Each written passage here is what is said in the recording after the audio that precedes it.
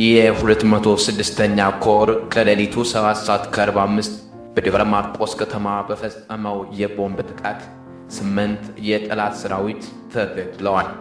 የ206ኛ ኮር አዳኝ ቡድን በደብረ ማርቆስ ከተማ ከሌሊቱ 7:45 በ3 አቅጣጫ በፈጸመው አስደናቂ የቦምብ ጥቃት ከመሃል አደባባይ ወደ ውሃጋን ስትንቀሳቀስ የነበረችውን ፓትሮን በማጋየት 4 የአድማ ብተና አባላት ሲገደሉ 2 ከባድ ቁስለኛ ሆነዋል ተብሏል። በተመሳሳይ ሰዓት ለጎዛምን ጤና ጽሕፈት ቤት በመሸጉ ሚሊሻዎች ላይ በደረሰ ተጨማሪ የቦምብ ጥቃት 1 የፖሊስ ጠርናፊን ጨምሮ 3 ሚሊሻዎች ሕይወታቸው ሲያልፍ 3 ፖሊሶች ከባድ ቁስለኛ ሆነው ደብረ ማርቆስ ሆስፒታል ገብተዋል።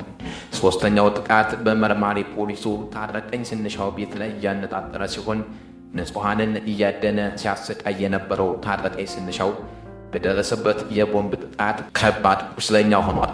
ለ4 ተከታታይ ጊዜ በደብረ ማርቆስ ከተማ አስደናቂ ኦፕሬሽን እየሰራ የሚገኘው የ206ኛ ኮር አዳኝ ቡድን 23 የጠላት ኃይል በቦምብ አጋይቶ 20 የሚሆኑትን ከባድ ቁስለኛ አድርጓል።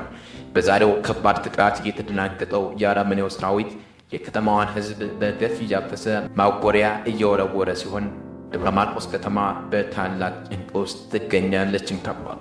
ጥር 3 2018 ዓ.ም የአማራ ፋኖ ብሔራዊ ኃይል ቴዎድሮስ ዕዝ 206ኛ ኮር ሕዝብ ግንኙነት